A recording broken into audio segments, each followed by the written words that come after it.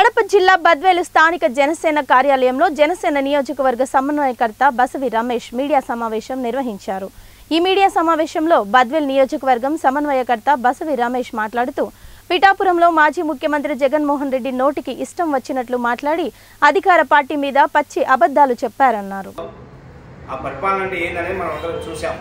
ఆ పరిపాలన పడిన అస్త వ్యవస్థలు కానీ ఆ పరిపాలనలో పైన ఎక్కడో పైన హెలికాప్టర్లో పోతా అంటే కింద బార్కెట్స్ అడ్డం పెట్టి పచ్చని చెట్టు కొట్టి సర్వనాశనం గత 5 సంవత్సరాలు చేసి ఏదో ఆయన ఈరోజు ఫ్లడ్ రాగానే విజయవాడ, ఈస్ట్ గోదావరి, వెస్ట్ గోదావరి ప్రకృతి వైపత్యం వలన ఈరోజు వరదలు రావడం జరిగింది।